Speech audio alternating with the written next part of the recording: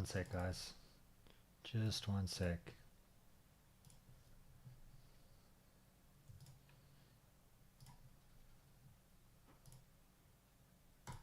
All right.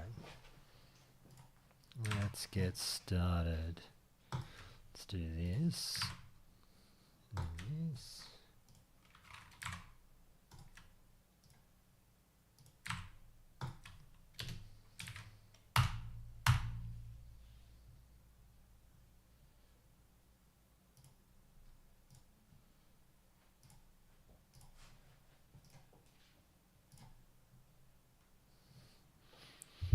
Hello, mate. Can you hear me? Hey, mate, I sure can. How are you? Good. I've got to turn you way up. Bear with me. I've got to turn you down. Oh. All right. Let's see how we go here. Hit me with a test 1 2 3. Test 1 2 3. That is much better. Okay. I'll turn you up a tiny bit more. Hello, Bubba. What do you want to do? Okay. Have you got your beer? I sure do. Very good. Now, my cat is going to assume the position on my lap. Bubba, this is really not the time. I'm so sorry. Okay. What are you drinking? I've got my goat, and I have a pure blonde next.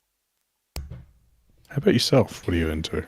Mate, I have the this terrible beer. Patricia gives me so much shit about it. I walked, when you walk by the Bottle O and you're like, you see a case on special and you're like, oh yeah, why not? The Han Ultra, the low carb. The Han Ultra Low Carb. It is not where it's at. What is that? What does low carb beer mean? Like, I've always wondered that. Well, what do you mean? It's been a thing for decades now. What does it like low carb? Like, how many carbs are in beer as it stands? Well, it's full of yeast. It's you're like eating a loaf of bread, drinking a loaf of bread. But yeast is bacteria, right? Like, are they talking low sugar? Or? To settle down, doctor. Fucking, I don't know. Well, I just don't want you to be drinking all this low carb beer and being like, why is my beer gut not going away? True. Very good. All right, let me tell you. Actually, I'll turn you down just a little bit. No, I know that obviously beer gives you a beer gut. Look, I didn't want to say anything, but you've been aging on like the same trajectory as Homer Simpson. How dare you? I feel attacked. We're both there. I'm worse. COVID has not been kind to me, and I have not corrected it either. All good. Let me just... Sorry, Zoran's just writing to me. 1 second. He's just saying... Zoran's just saying he's trying to wrap up a work call and join us, and I said, no rush. We'll be around for a while, so it's all good. We'll be here for the next like 5 or 6 hours. I wouldn't do that to you.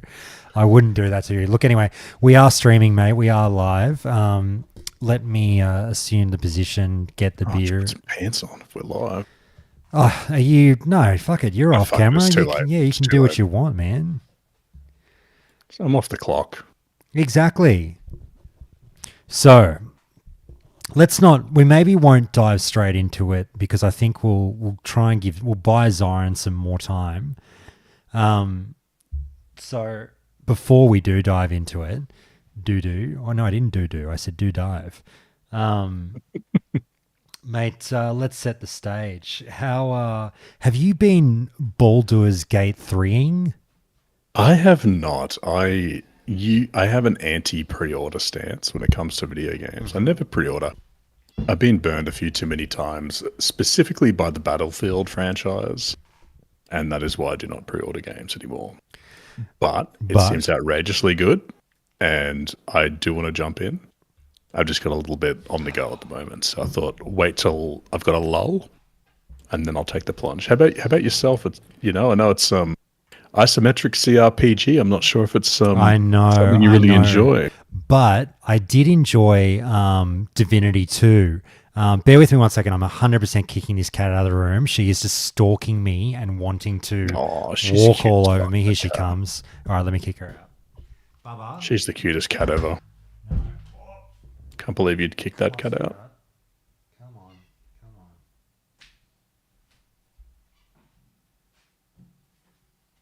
on. No, if I let her stay, she'll fucking ruin everything. Trust me. She's just out of control. She fucking is. But yeah, so let me see if you can get this straight for me. It was in early access for quite some time, but why is everyone talking about it now? Did it shift from early access to full release? Yeah, so it was in early access. I'm not sure how many acts it had. Like one, I think it was just the one act. Yeah. And I think it's 3 acts in the game. People are saying like average completion time for someone who's not like trying to rush through it or who isn't like a CRPG power gamer skipping all the dialogue. You're looking at about 80 hours for a playthrough. And after that sort of like one playthrough, you're never going to be able to see everything in the game. There's heaps of choice and heaps of different like endings. It's like can be a whole different experience multiple times through. Like obviously I haven't played it, but on like a level much higher than what we expect from like sort of like previous Baldur's Gate games or Divinity or like Mass Effect really only has a few endings depending upon Paragon or Renegade, but like yeah, so like the idea of like choice carrying over even from like the very early game to the end game is like really, really a big theme of it. So replayability is incredibly high. Did you play Divinity 2? No, I played the first one, but not the second one. Yeah, it was really good. Fucking, I quite enjoyed it. Tsunami gifted it to me years ago, and I didn't play it anywhere near as much as I should have, and I really enjoyed it. But yeah, it's fun with a friend actually. Well, yeah, but I don't have if you friends. had one of those, yeah, you know. exactly. I barely know how to fucking spell the word. So, fucking Jay, I've really got to learn to not lose my shit on stream. The other day, I was playing in Desolus leveling, and I was losing my mind on stream to being getting my ass kicked in PvP because there were just fucking alliance everywhere, and they kept like I was the villain, and they kept grouping up against me. And so I'm forging all these friendships. All these people are bonding over me being a fuckwit and trying to kill them. And I'm raging. And Jay's just like, can you just fucking get a friend to help you come kill these people so it can be like a 2-on-2 or something? And I'm like, no, never. I will refuse to do it. 100%. Anyway, I'm Josh Corbin. I'm a lone wolf. Let's look. Every man's an island. We probably should start up. I think we've done enough of an intro. We'll let Zoran come in when he can and sort of jump off the top rope with his take. But we'll warm it up for him. Now look, I guess we should do the podcast intro. Here we go. So there I was about to knock off from work, and I was very lazily browsing Twitter or X, and I came across this little statement from Mike Ibarra, and it was one of those, you had me in the first half, I won't lie kind of situations where he talks something, Taylor Swift concert, Metallica, okay, sure, whatever. But then the second half of the tweet rips off into probably the biggest tease, in my opinion, for World of Warcraft gamers in 2023 and, teasing what's coming ahead perhaps in 2024, where he just sits there and casually rips off the following statement. He says, "We have some very exciting Warcraft news that Chris Metzen and Holly Longdale will show you all at BlizzCon this year. I can't wait. I'm more excited about WoW's future than ever before." And I just sat there and took this sentence in and went like, hold on, what the fuck? That's quite the bomb to drop. Like, people might say I'm overreacting, and if that's the case, then so be it. But I can tell you, in my personal opinion, I think this is one of the biggest bombs to drop on WoW this year, and it's just one of those things where I think it'll slightly go under the radar for most people, being just, a casual Mike Ibarra tweet. but it's got a lot of meat on the bones for speculation. And so I thought I'd crack open a beer, get some people in here to discuss this with me. And I have thankfully been able to get this amazing person who doesn't get, as far as I'm concerned, enough love from the Countdown community, even though he gets a lot. Hunk, mate, how are you? I'm very well, thanks, Josh. And how are you? I'm good. I still don't think you get the academic credit that you deserve for all your appearances on this show. I like to think, and I agree with you, I like to think I am the heart, the soul, and the loins of the Countdown community. Mostly loins. Mostly loins. Yes. Well, it's one of those things. Sweaty loins. Mate, I start up this fucking podcast and everyone's like, oh, Josh, you got this great voice for podcasting and you did fucking the baritone Aussie reading the Warcraft news to us. And then the greatest mistake I ever made was inviting you on this show and just shattering, it's just like, that moment in, you'll know this, The Simpsons, when obviously Chief Wiggum pays the crowd to scream for him. And they're going, Wiggum forever, Barney never. And then Barney rips off that sweet Adeline. And the girls start crying and screaming for Barney. That's what happened when you came on this show. Everyone forgot about me and they love you. And quite frankly, I'm here for it. I think they love me for my my on-point opinions. Saucy hot takes. Of course. Oh, dear. Now, listen up, everyone. There's quite a few of you listening there in the town hall. It's so lovely to have you all here live with us. I really want to emphasize this. If you want to join, everyone is invited, guys. I would love to get a group chat going on this one.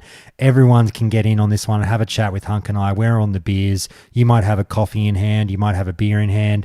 Just click the button in the town hall to put your hand up to speak. I think you right click on your portrait and that'll get you going if you want to be involved. If you just want to listen, you're more than welcome to listen and that's fine. But Hunk, I guess before I really launch into what I make of this tweet. You obviously got the ping that I sent out on the Discord. What was your initial reaction just straight off the bat? Like to the tweet. Yeah. Look, I'm just gonna launch straight into it. Yeah. I looked at we've got Holly Longdale and Chris Metzen. Chris is the law guy. Holly is the classic reboot girl. Mm-hmm. My first thought is like a proper classic plus. Okay. Or WoW 2. That's what I'm thinking with those two headlining it. Is it classic plus? Is it vanilla 2?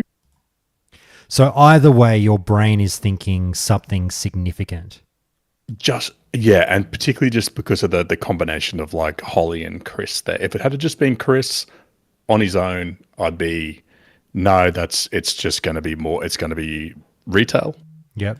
But with Holly there being she's the classic person, it really makes me think are they going to fork? Are we getting a forked game? Are we going to have new content for actual classic WoW, not the same stuff we've done before? I mean, realistically, the pessimist inside me is just they're going to announce Cata Classic, right? Yeah. Well, we'll tear through the pessimistic side of it. We'll tear through the optimistic side of it. Much more optimism than pessimism from me personally, even though I traditionally am the reverse. 5-Shot, mate, thanks so much for putting your hand up. How are you? Good. How are you, Josh? I'm really good, man. I guess I can just ask you the same question straight off the bat. If you saw my ping that I sent out a couple of hours ago, what was your reaction first thing as soon as you saw that? Warcraft Immortal. Oh, go on. Do tell. Don't say that. No. How's it going, Hunk? Good, mate. How are you? Pretty good. Josh, fucking get this guy out of here. Warcraft Immortal. No, I do think it's a little too late at BlizzCon to announce Cata Classic, isn't it? Don't they usually announce it a little bit sooner? November, right? The last patch? I think, with TBC, they actually waited until their online event to announce TBC. And they just did the thing where they leaked their own shit 5 days before the event. Oh, yeah, that's right, yeah. I'm hoping it's not Cata Classic. Oh, I hope so too. I would hope it's not. You don't like. We didn't need those two together for that announcement. We kind of thought that was coming anyway. I mean, unless this is the shift that, hey, maybe they did the market research and Kata Classic isn't going to be the move, and this is something bigger that they've pivoted towards. So we'll see. Hey, Juno, how are you, mate? Evening, gents. Thanks for having us, Josh. Mate, happy to have you. Let me turn you right up. Mate, I'm sorry. I'm going to have to ask you the same question. What was your initial gut reaction to the tweet? As I said, Josh, I'm happy. I'm ready to be heard again. All right. I'm optimistic, and I'm ready to be disappointed by Blizzard. I hope it's not going to happen, but it could well be the case. But I'm hoping for big things, and I think that's what we're going to get. I think a significant Classic Plus. That's what I think. Well, it's interesting that you're on the same wavelength as Hunk, and I share that feeling with you guys. Like I said before, I don't think this is a calculated move by Mikey Barra, right? He's the fucking president of Blizzard. He calls the shots. He's not just going to float information out there airy-fairy and not be aware of the significance of the words that he uses. He knows what us, like alfoil hat wearing motherfuckers at home are going to be thinking straight away, right? Yeah, 100%. He knows his audience. And like I said, there's absolutely, it's going to be a thing where you watch this just dissipate into the ether because it's Twitter. Like, there's actually not that many WoW fans on Twitter. It's not going to like spread like wildfire throughout the player base or anything, but it's still significant to the small devoted audience that it will go out to. And it is the spark that will light the fire eventually.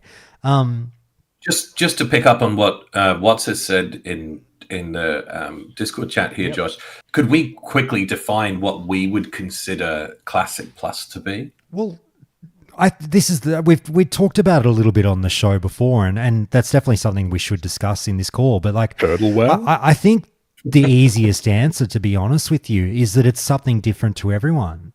So there's no real point, I think, in nailing down here's the definition of Classic Plus, because fucking everyone has a different meaning to them personally. But I think at a minimum, let's say at a minimum then, so at a minimum we would expect it to be vanilla WoW. If we're talking about Classic Plus, we would expect vanilla WoW with some changes beyond what we saw in Season of Mastery, wouldn't we? So I would expect actual new content like that requires, say, like a game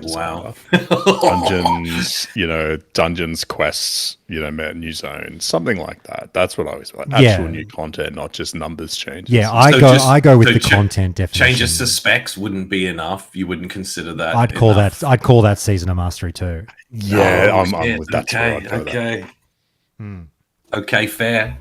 So it's definitely worth raising, but there's so many things we'll have to dive into for sure. But like I was saying, it's one of those things where he knows what he's doing sending this out, and combining those two names, like Hunk said, both of those names by themselves, this tweet obviously doesn't resonate anywhere nearly as much. Hey, Chris Metzen is going to announce something at BlizzCon. That would be whoa, that's really cool. That's really interesting. I wonder what he's been working on. Hey, Metzen and Longdale are going to share the stage and bring you a big announcement.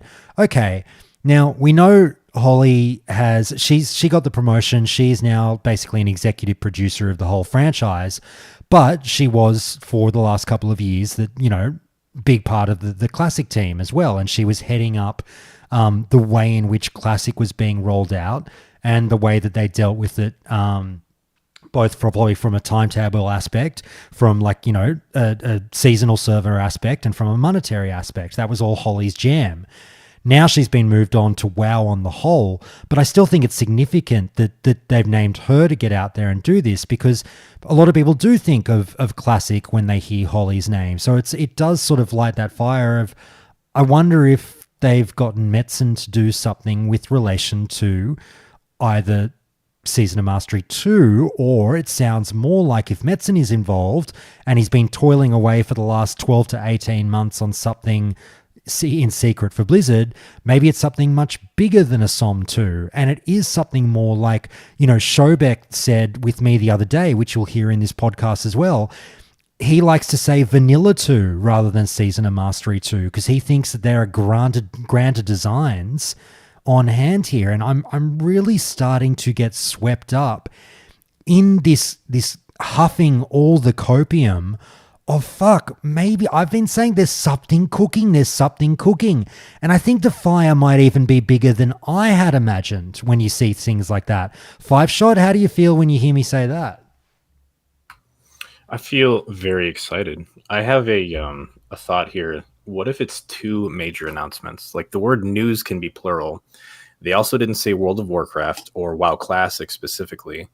It says Warcraft news. What if Chris Metzen announces something for retail and then Holly announces something for Classic? Well, that is definitely a possibility as well. And I love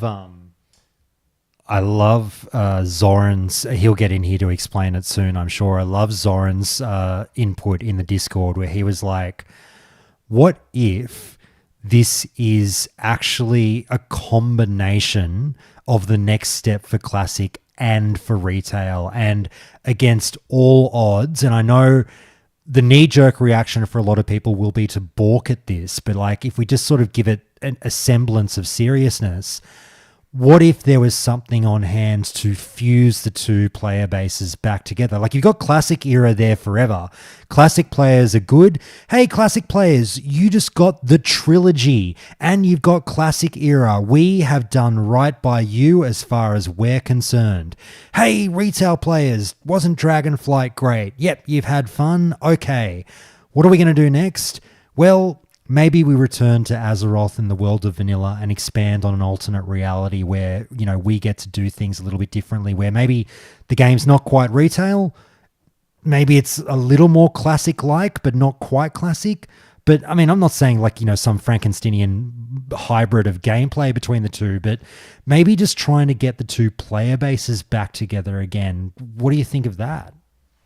Oh, God. I don't think that. So blending, putting retail and classic in a blender together, if it was that kind of thing, I really don't think that's the way to go at all. I mean, we don't even want retail models in classic, do we? Like, even if they brought just retail animations in, we don't even want that. I mean, at this stage, this is the more outrageous theory. Don't get me wrong. I don't want to sort of bring it up. I think first, the origin, I think when I had read what Zoran had said, and he had said like a WoW origin story, much like how TV shows have done it. We've seen it with Lord of the Rings and Game of Thrones. For example, when you've gone through that content, it's much easier to go back 1,000 years and you've kind of got like a clean slate. Star Wars did it with Star Wars: The Old Republic as well. And you can kind of go nuts with the lore and not really have to worry about affecting what becomes canon. So I think it does give you a lot of scope to do that. But whether it's a blending of the retail and vanilla, I don't know. But I think a classic going back in time would be awesome. And maybe they could from that point of view, maybe they could use a lot of the assets that they already have, but change the story. But I just don't know. I think that, and I think that new dungeons and new content, I think that's expecting too much. To be honest, even though I'm expecting a lot, I think that's expecting too much. Even in the light of this tweet, if you were like, they brought Metzen on for something, you would say it's not for that? I was just the only reason I'm saying it is just because of sort of how long the hardcore servers have been cooking, which has been basically from about November or December of last year. The hardcore servers have been in the oven, and I would consider that to be fairly small changes off a base vanilla server, and that's been, the better it's going to be, 9 months in the making. So I don't know, unless they've been cooking this up since SOM 1. It's asking a lot, isn't it? I always got the impression that hardcore servers, they probably started working on about 6 months ago. I don't know. It was about, I know it was about November, December. Well, that's when they talked to the hardcore mods, right? Mm-hmm. So, I mean, they might not have started work for a few months after that. But anyway, who knows?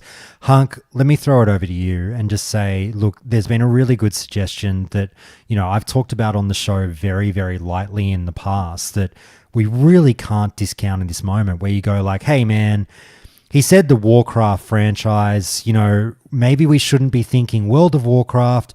Maybe this is actually the moment that Warcraft 4 finally comes. And I think that's actually a decent contender as well in terms of speculation. My only hesitancy is, again, the Longdale factor, but who knows? What do you think of Warcraft 4 and the possibility, Hunk?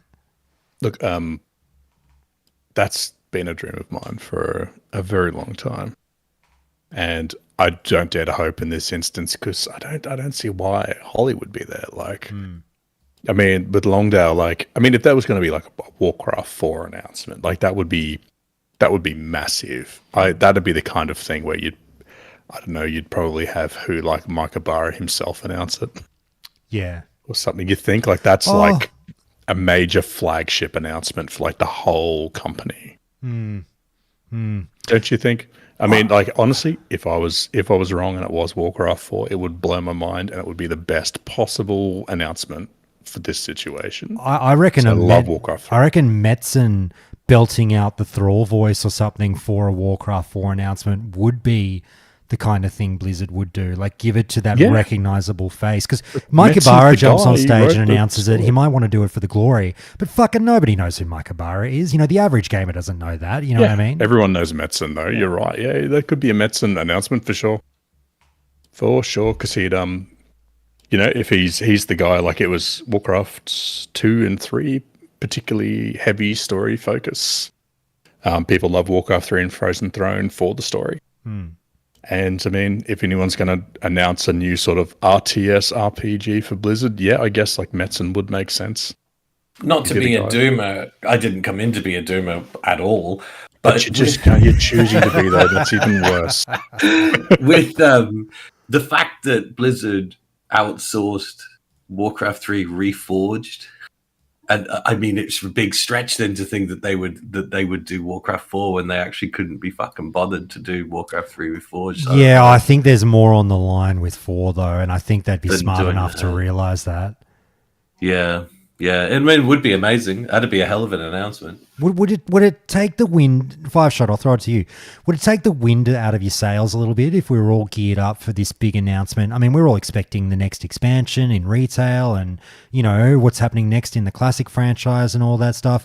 Would it take the wind out of your sails a bit if nothing like overly quote unquote exciting was happening elsewhere in WoW, but we got Warcraft 4? Yeah, just because the RTS genre isn't, as popular as it was, and I don't think Mike Ibarra would be excited for WoW's future than ever before if they were releasing like a genre that basically didn't exist anymore. There's also, what if, how Vicarious Visions did a fantastic job with remastering Diablo 2? What if they're remastering all of Vanilla WoW? Yeah. You never know. Just on the RTS thing, it's interesting. I think that one of the several thousand break-off companies that have formed from, former Blizzard employees in the last few years, I'm pretty sure one of them, it might have been one of the departments of the Morheim venture, I'm not sure. One of them is working on an RTS, and I think there is a mild grumble amongst game devs to try and make RTS a thing again. You never know. We'll see what happens. But since we know that, well, we don't know, but we have fairly strong assumptions that we're going to see SOM2 or, SOM2 or Vanilla 2, whatever you want to call it, we should be seeing that first quarter of 24. It does make sense that there would be an announcement of that in at BlizzCon. So I think it's like, we will be hearing an announcement about SOM2 at BlizzCon, but to what degree it is, I think, is the question, isn't it? Surely. Well, yeah, you're saying we're getting some form of next step in the classic franchise. Just yeah, what we are, aren't we? I mean, we already sort of know that. It's been hinted enough. There's definitely something coming. It was they said more news later this year. It's looking like a Q1 24 release. But that's the thing. So I'm incredibly confident that we'll be getting what I call SOM2 in Q1 next year. But it's just to what degree the changes are, I think, is what's important in the debate personally. Hunk, chew on this for a second. I was talking about this in the Discord where we were saying, I think I was DMing this to Ale maybe, but look, just in terms of the Metzen factor and gauging how big of an announcement this might be once you bring a name like his in, you've got to take into account the background of the last couple of years. Chris Metzen was out. You know what I mean? He was fucking sipping Mai Tais on a fucking beach somewhere, had his own, RPG company, doing his own D&D campaigns, War Chief Gaming, released this really highly acclaimed campaign book. Was it Ouroboros, or I'm probably butchering that, Coils of the, where is it? I've got it here. Coils of the Serpent, Ouroboros, is really well received. He didn't need the money. He doesn't need the clout. His legacy is secure. Blizzard comes up to him, a year and a half ago, gets him back on board, somehow says something to him that makes him go, yeah, that sounds fun. I'll come back for that. So, to be fair, though, yeah, he has been doing voice acting for Blizzard the whole time, right? Yeah, but he hasn't been doing creative shit for them. No, but it's not like he was estranged from. No. They were on incredibly good terms. Yeah, So I know what you mean. But what I'm saying is he stopped working for them creatively. You know what I mean? But they've dangled something. There's some kind of worm on a hook that they've thrown out in a conversation that's had him go, oh, that you're doing that? Yeah, I'll come back for that. I'll help you build that. That scratched they banned Red Shirt Guy from BlizzCon. Yeah, exactly. that scratched his creative itch enough to make him, give the nod. It would have to be something significant. And what if it was something like, would you want to write, WoW or Vanilla 2? Not so much WoW 2, but Vanilla 2. Yeah. Yeah, I could see that. I mean, I don't even know really what's he been doing since he's gotten back. Well, we don't know. He's been back for some time. It's all in secrecy. Yeah, so he's been back since November last year, September last year, October, November, end of last year. I'll look it up. Yeah. And since then, all I remember was that when he came back, he was working on an unannounced future game or future property or something. So yeah, if he's on stage, we're going to find out what that is. And that's a good point because they would have had to dangle a carrot in front of his face to get him to come back. At least to get him to come back creatively, give him, an opportunity. So it's not even been 8 months. 16th of December last year, Metzen comes out of retirement to return to Blizzard. So he's been hard at work on something though for 6 months, and now we're going to get an announcement of what that is, maybe. Yeah. So by the time they announce it, he will have been there basically a year.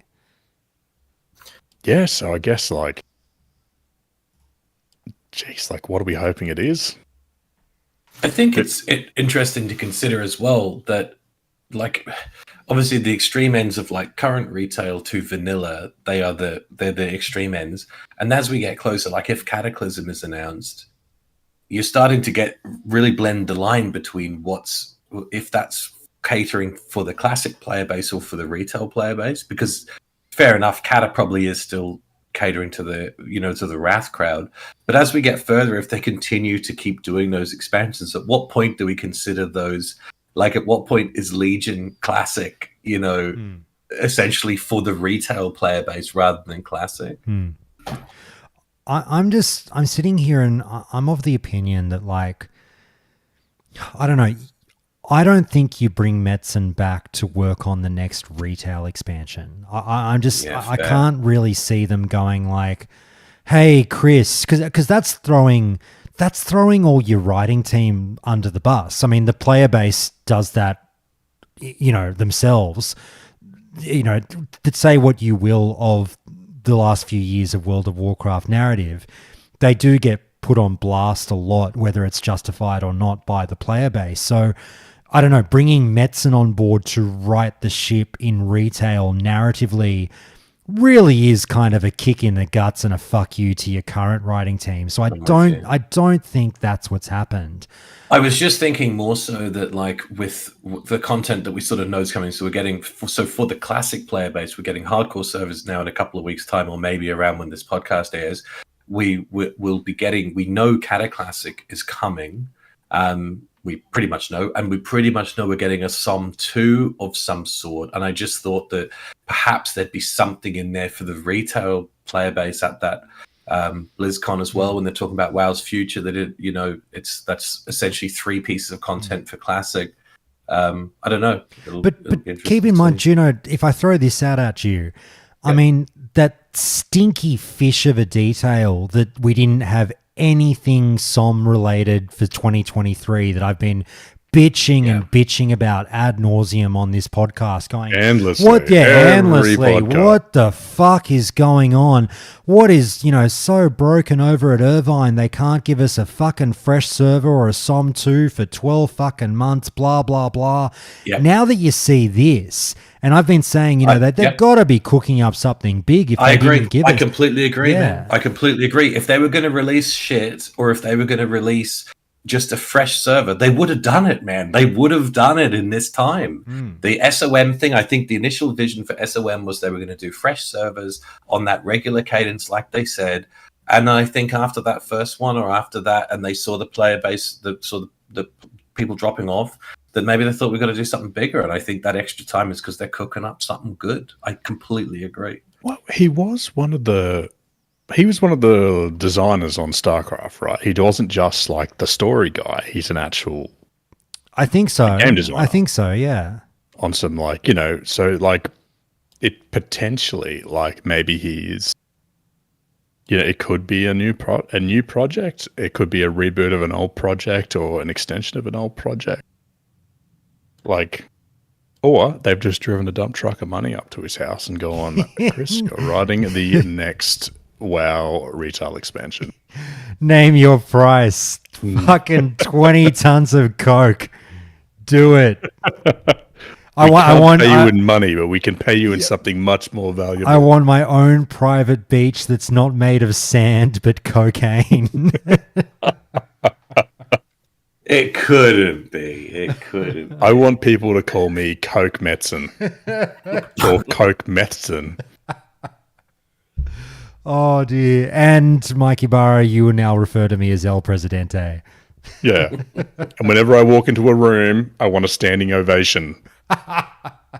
Particularly the bathroom. There must be a crowd in the bathroom to cheer me on when I go number 2 at all times. All right, let's flip the question for a second. Josh, turn it on you. What do you think would be the most disappointing announcement that could possibly come from this? At BlizzCon, the announcement comes down. What would be the thing that absolutely just deflates you? Well, the shitty thing now is, if it's these two on stage, fucking standing there like they're about to announce which city hosts the fucking Olympics. Yep. And we're all ready and we're all primed. And now we just get what we've been expecting, which is, hey, SOM 2 with some light class changes. And, then that's what we wanted. But now I've kind of set the bar higher and I'd be a little bit gutted. Yeah. And then Cata as well, Cata Classic, which would just surprise no one, would it? Yeah, 100%. If it was just like, hey, Cata Classic. I'm sorry. I know people are happy to play Cata and are excited for it, but no one's fucking my pants grow tight over Cata Classic. You know what I mean? Let's be honest. It's not like when the first Classic announcement, when they finally announced that they were going to do Classic, that was massive, wasn't it? That was huge. But even the people that are hype for Cata Classic, describe their level of hype. It's not like fucking 10 out of 10 levels, No, I agree. I agree with you there. And then where do you go from there, Josh, too? Fucking Draenor, Pandas, I know people would be into Legion, but yeah, in a couple of years' time, we're having this conversation, BFA Classic, I don't know. So what if... It was... Sorry, you go. Well, I was going to say, as it was said on a previous podcast, that's just delayed retail at that point. But I did find something here that could lend credence to the fact that it could be Classic Plus. Now, when they're talking about World of Warcraft in the media, they're never talking about WoW Classic. It's always about retail, unless they say WoW Classic. But I did find this quote from when Metzen came back, or that they were announcing it. It is with great joy that I announce Chris Metzen has joined the Warcraft leadership team as creative advisor. Chris's focus will initially be on World of Warcraft, aka retail. Then his work will expand to other projects across this growing franchise. So still within Warcraft, Yeah. but that could be Classic Plus. I don't think it's Warcraft 4. I don't think it's like the next expansion. I think it's Classic Plus. I think it's, and like I said in the Discord as well, like even though Blizzard is traditionally a company that doesn't give two shits about anniversary dates, their releases have not been pinned to notable dates in the past. They don't give a fuck, right? It really must be said, however, and I'm doing the classic, like, having said that, the 20-year anniversary of WoW is 2024. Now, I'm not saying, you know, November 2024, the actual, like, November 3 or whatever 2024, when the actual 20-year anniversary would strike. But the year 2024 being particularly significant for being that 20th year of WoW, fucking pick a date in there, and it might be later in the year where they just go, mate, guys, look, we know you were really excited for Season of Mastery 2, but we'll do you one better if you can be a bit patient. Here's fucking Classic Plus, almost call it Vanilla 2, all the wild new content as written, you know, literally like lore and dungeons and campaigns written by fucking Chris Metzen. People will lose their minds and go, mate, I'll wait another fucking 6 months for that, 9 months for that. That sounds fucking great. Oh, yeah. That does sound fucking great. I think it's plausible. I think people often tend to focus on what's bad about Blizzard in the past, like, you know, years, everything bad that they've put out. They've made a lot of mistakes, and I've been overly critical of them at times. But like, just think of the things that we've seen so far that we never thought we'd see. We never thought we would see Classic until they announced it. We never thought we'd see Diablo 2 Resurrected until they showed us that. And they've blown us away at times, and I don't think it's beyond their stretch of ability to blow us away again. I completely agree. And Hunk, let me throw this one to you. By the way, guys, just a reminder, anyone in the audience, if you want to join in, just right click on your profile, put your hand up and you're in. It's come one, come all for this one. Hunk, on that note that Five Shot just made, that's why I've really been people have been a bit pessimistic about Classic Plus, going like, as if they'd make new content, as if they'd fucking do this, blah, blah, blah, blah, blah.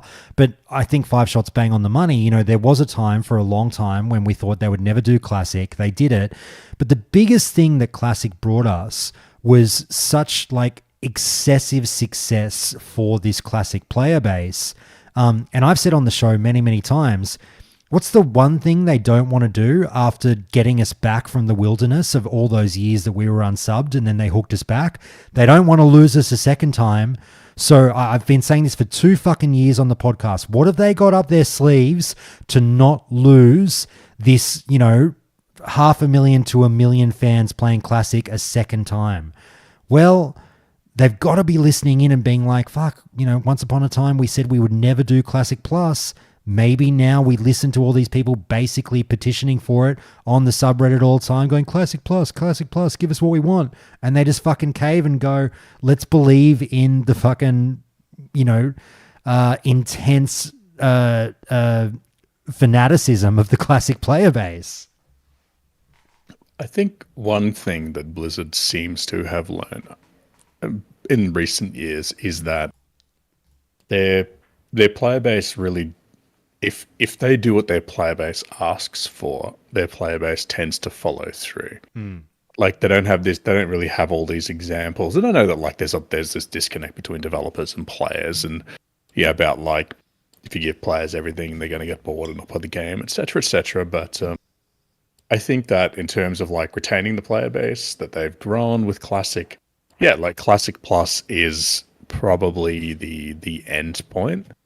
There's only so many times you can keep rebooting vanilla. I mean, a lot of us would still play it every time it's rebooted, but like, what are we going to do? Like, do this cycle of like vanilla through Wrath every 6 years? Come back to vanilla? No, it makes sense that you fork the game, and you start developing a new vanilla. Fork That makes you. sense to me. Fork you. Go fork yourself. I think if we think back to what we considered Classic Plus years ago, the earliest days of your podcast, Josh, when we talked about Classic Plus, I still think that would be incredible. And I think the extent of what people were talking there was to essentially make meme specs viable at endgame. And I know people talk about TBC talents and everything, but essentially make meme specs viable at endgame and include some of the cut content, being maybe, you know, Karazhan as a vanilla raid, and maybe populate some of those zones and things that they had where there's some assets already existing in the game, but to do something there. I think that's like reasonable expectations, but would also provide like an incredible result. Like I'd be stoked with that, honestly. A really good, well finished Classic Plus, I think would be awesome. And I don't mean, you know, 5 new raids and dungeons and storylines. I think that's asking too much, honestly. Just from what it would take from a development point of view, and you know, people to you know, the creative people and the programmers and everything. I would have no drama, in all honesty. Like, I don't have particularly high standards for the new content I would want to see in a Classic Plus. Like, if it was like 2 new raids, 3 new dungeons, and like you said, they just like reused character models and go like, here's a troll dungeon, and it's literally all the same troll models that we're used to, like whatever, I wouldn't be that fussed. I'm not like this, like, it's got to blow my fucking head off and be amazing and blah, blah, blah. Just design some new gear, use the old fucking models, and I don't give a fuck. Like, it's something else to do. But I think there's some things, like, I don't know if you've ever done it, Josh, the skip from Ironforge to Wetlands where you go over where, like, the Ironforge airfield is. Yeah. And as you go further down into the left, there's an area that's inside the wetlands that you can see it was going to be a quest hub. Yeah. And it connects in. There's like a tunnel that kind of goes to nowhere that it would have connected into those other tunnels and everything. And there's another one on the very east coast of like where the wetlands is. If you swim around, there's another area you can see those dwarfs and everything. So like there's abandoned potential quest hubs that have already been started. And I think that like just to revive some of them, I know that would only be for leveling, but that would be, I'd consider fairly easy to put some basic quests in there that would be a you know, just something different to level as well, not just focus on endgame, but for people who are leveling. I think stuff like that would be cool. Like bring in any abandoned content, bring it in. Hunk, let me throw this statement at you, and then we'll get 5 shots comment on it as well. I love that this comes from, and I love him like a son. I love him like a son. Pube Sniffer says the following. I'll slightly ad lib on your comment here, Pube Sniffer. Hunk, piggybacking off of what Juno said, let me say this from Pube Sniffer. Vanilla is the greatest canvas to paint on and expand on that a game dev could ever ask for. I personally think that is an incredibly true statement. What do you make of that, Hunk? Oh, yeah, it's 100% true. There's all those, as was just being discussed, plenty of areas in the existing world that weren't filled out ever in vanilla that could be used. There's just so much room to expand.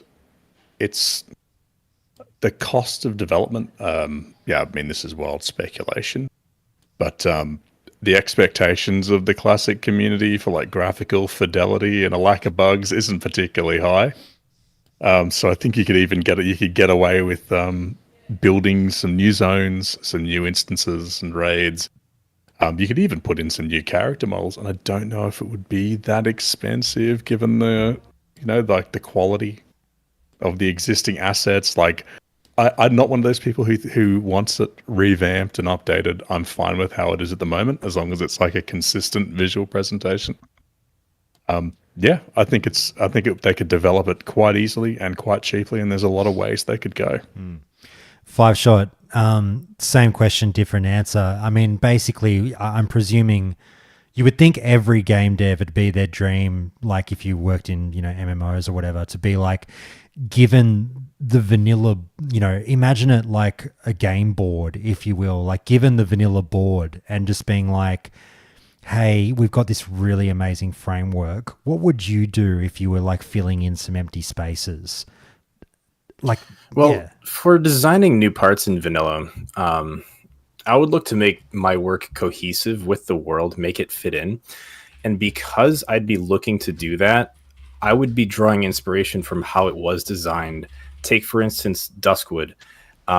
It's a pretty decent sized zone, level 20 to 30 or whatever it is. But as you're questing, it kind of guides you along the outside path of it and across these, the various graveyards and broken down farms and stuff. And the quest kind of guides you along and eventually to the Raven Hill area. And then if you look on your map after you've done all those quests, there's still this gigantic hole in the center of the map undiscovered. And you wonder, like, what the hell is that? Well, you eventually find out it's a giant max level area for a world boss. Nobody in their right mind would design a game like that these days, but it's so cool because you're left with that mystery. And sometimes you go and explore something like that. Drawing inspiration from aspects like that they designed in vanilla would be like, it would make it easy, not easy, but it would make it easier to make the vanilla world bigger and make it feel like it, fits in. Like it. All right. Zoran, can you hear me, mate? I can hear you well. Can you hear me? I can. I'm going to have to turn you up a bit. That's all right. Mate, look, it's going to be one of those things where we're going to need the full tinfoil hat pulled on very tight because I love where you were going with your idea. I hadn't even considered it. And to be honest with you, we've lost him. Oh my God, we lost Zoran? He couldn't handle. They got him. Yeah, couldn't Because handle it what I got was to him saying. before he could share his The idea. pressure. No, They here he is. black-bagged Here he him is. right when he was about to spill He's the coming beans. back. Here he is. The powers that be are. Oh dear, Zoran, can you hear me? I am back. All good, mate. Talk about bad timing, right? all good. Mate, what I was saying was just like you'll have to explain in full detail your tinfoil hat theory because you were the one that threw out, hey, Josh, what if this is the WoW 2? What if this is retail and classic players coming together for WoW 2? Mate, tell us your theory. Right. So I thought about this as the announcement doesn't specifically say that it's only for classic or vanilla or anything like that, right? So what if this is an idea for them to combine the two and bring it all back into one bigger potential success? And then I thought about retail, right? So you've had all of these things happened, and I didn't play a lot of retail in after Wrath of the Lich King, but there's so many things that have happened, right, from a storytelling perspective. And how do you undo all of that? Well, the only thing that really makes sense is that you bring it back and you actually start the timeline before vanilla. So you don't have to tie it too much back to what has happened from the WoW space forward, but you've got a lot of things to draw on from previous games. And you could call it something like a WoW Origins, right? I called it out in the Discord, where you start early. And this could be just before vanilla, or it could be way, way, way before from a timeline perspective. But you don't need to stick to what has happened. You could look at changing things up. You could even potentially remove the factions, right? And do whatever you want. But it really creates this clean slate of you have an ability to start over, but you don't necessarily need to call it WoW 2 either, which a lot of people are afraid of. And that's really the idea that I had. Nothing more to it. Hunk, what do you grade it on 1 to 10 tinfoils? Look, I think it's possibly just like out there enough to work. My stumbling block always comes back to like reconcile. Like, I know there's a lot of people who enjoy both games, but like trying to create like one unified purpose for the WoW community. I don't know. That's always my point, my sticking point, my point of hesitation. What do we think the percentage split is between retail and classic right now in terms of Blizzard's overall subs? Does anybody have any? Do we have numbers or? Well, like I mean, they're guess? the same sub, so you could never tell. You mean just in terms of who's actually playing? Yeah, what? in terms, like I guess Blizzard would know who's engaging in each The version. thing wouldn't is they? now there's so much cross pollination that's so hard. Like, you're just a World of Warcraft player now, effectively. You know, a lot of people. I know there's obviously a lot of people that only play classic and only play retail, but there's a lot of in between as well that play dabbles in a bit of both. And that's been their whole game, is just make people a World of Warcraft player. We've got all these different versions of the game. We've got one sub. They're never going to end their sub. It's going to be great. I think that hardcore servers now has given us some hope as the classic player base. I think that they definitely do pay attention to the classic player base maybe more than they had in the past. I think that gives us some encouragement, doesn't it, for the real classic Andys out there who never log into retail. Yeah, well, I mean, I would love to think that hardcore was just the appetizer. You know what I mean? That they're like, hey, we'll make crazy new servers for you classic players, and you know, here's the next thing that we're doing for you. So we'll see. I mean, we also I feel like it's some. building up. I feel like it might have been, you know, like 90-10 at classic's lowest point, say, when it had just gone to era servers before hardcore had kicked off. Maybe it was like 90% retail, 10% classic, but I feel like that percentage is changing, and I think we're getting more and more classic players. Now, look, we should address the pessimistic side of things as well, and Spahana's keeping us up to date. Spahana is a naysayer in this regard, and that's totally fine. I'm not asking people to subscribe to the big get on the fucking bandwagon. You know, WoW 2.0 is coming, or Vanilla 2.0 is coming. Spahana is right to say, you know, hey guys, there's also the potential that we are getting a bit carried away here, and we've just got your 3 ordinary announcements that we were expecting until 4 hours ago when you saw this tweet, which is that we're still just getting Season of Mastery 2, Kata Classic, and the next retail expansion. That's a lot of announcements in and of itself for World of Warcraft. What the fuck else would they want to possibly fucking add on top of that? And I think it's very fair to say that. Don't you agree? Yeah, I think that's a fair statement. Like, they certainly don't want to overplay their hand in like one announcement. If there's a whole year to follow that before the next BlizzCon, they're going to need more announcements and more things to trickle out. I just feel like more the wording of the tweet, though, isn't it? I mean, if that was the case, it's like you know we've got incredible announcements, you know, but it's like I'm more excited about WoW's future than ever. I don't know. It just seems like something beyond what and maybe we're looking into it too much. But no, I'm with you, Juno. I agree. That's where I deviate from the pessimists, where I'm like, I don't know. Look, fucking Mike Ibarra is well aware of, you know, the the attraction that Metzen's name brings, and he threw that out 3 months prior to BlizzCon for a reason. I don't know. I just think that it's bait of the good kind.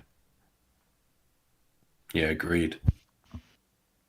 I think if you think about where retail is now, they've released 10 expansions. Yeah. Like, how successful? Like, even if they make it fantastic, right? Like, how successful do you really think a number 11 would be versus doing something different, like truly different this time? I don't see them releasing something that's going to be so successful that it brings it back to even remotely close to the glory days. It's a really good point.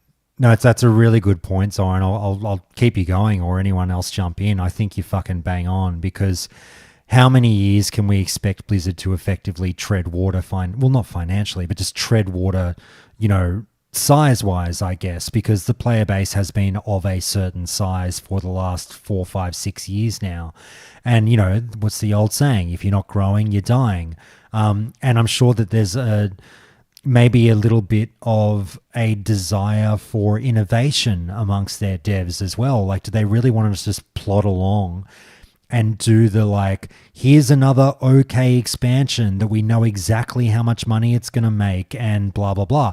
A lot of people would say, yes, that's exactly what Blizzard does. It is literally an easy gateway to X amount of, tens of hundreds of millions of dollars per expansion, whatever it brings in.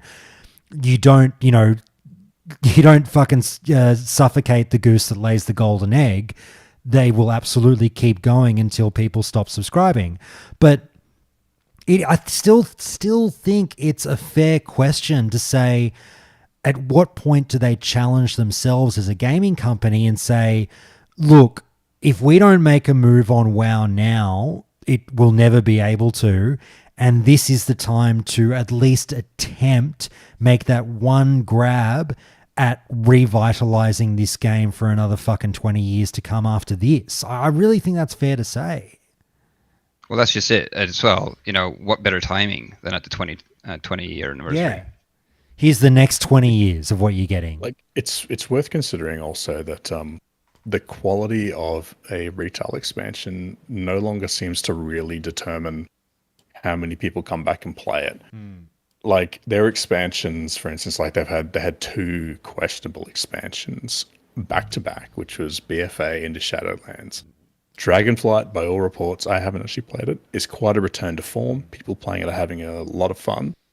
But by all reports, the player numbers have not recovered like they previously have with good expansions like Legion and like Mists, where they saw quite like at least a stabilization and a little bit of growth towards the beginning and middle part of the expansion. So, yeah, you're right. There's certainly a downward trajectory, and maybe they are thinking it's time to do something a little radical.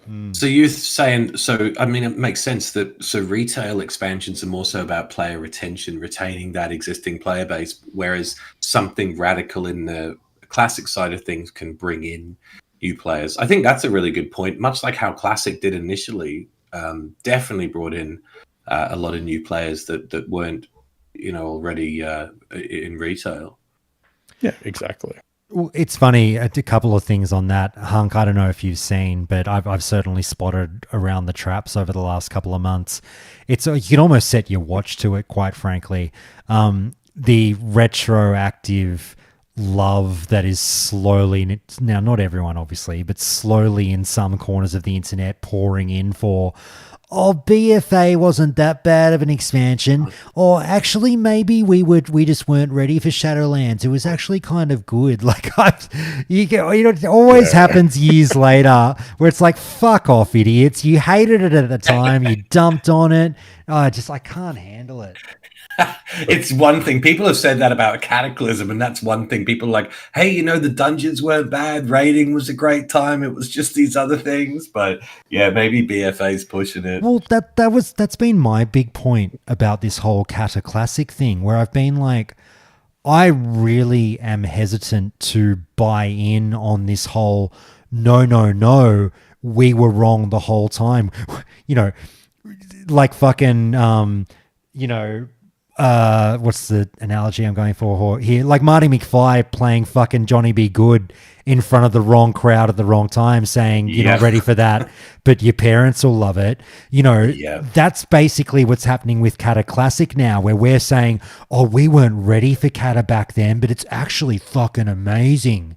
And I'm like, talk about like the weird kind of low key, gaslighting in a way of like, wait, we all played it. Like, it's kind of like the you think you do, but you don't like moment where it's like, don't fucking tell me what I experienced. I hated it and I quit for a reason. And everyone now is 15 years later is like, no, you're going to love Cata this time. Like, look, I'll give it a go, but I don't think that's just anything's bored gonna change. raiders, Josh. The only people who are excited are fucking bored raiders who've been running the same dungeons and raids for the past 6 months in Wrath. They're the only people that are hyped, that are remotely hyped for Cataclysm. Yeah, and the content creators with a very vested interest in this thing being a thing because they need to buy 2 more fucking years of income. Yeah, exactly. Yeah, Cata was so good that they spent 50% of the dev time on recreating the old world that everybody hated, and 2 raid tiers got deleted or whatever, the Nazjatar raid, and I don't know. In order to justify that tweet from Mr. Yvara, it will have to be something vastly different. We saw a change for the better with Dragonflight, and they don't seem to do well after a decent expansion. Usually if an expansion's good, the next one is shit. So, and if anybody's been paying attention to the lore in retail, we've got, what's the bronze Dragonflight, Nazmurmundok or something? Nosdormu. Yeah, that guy.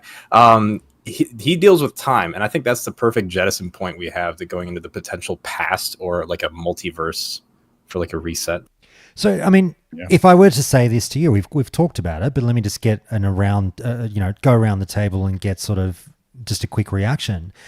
If we did get, hey, the next retail expansion is you go up to Nosdormu and you actually get taken back in time, and this is Classic Plus, and it's with all the retail graphics, with that client. Well, we've got that client anyway, but you know what I mean? Like it's crisp, it's slick, it's retail, like in terms of looks, but don't worry, Metzen wrote it. We're taking you back. It's vanilla, baby. It's a bit of Classic Plus.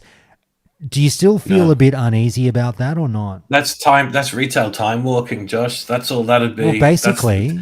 It is, isn't it? Yeah. I mean, the story, I agree with what Five Shot said. It's great to be able to use time to do that. But the story is only 10% of it, man. It's everything else. Like if you were to do it off retail, you've got all the other classes and everything. You've got all the changes, everything. Oh no! Well, let's say, what if?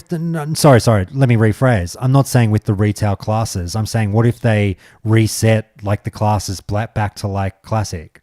But then you still have the animations. You that's what I mean. Character models, and that's why I asked. I'm not saying I'm into it. I'm just wondering if you guys would be.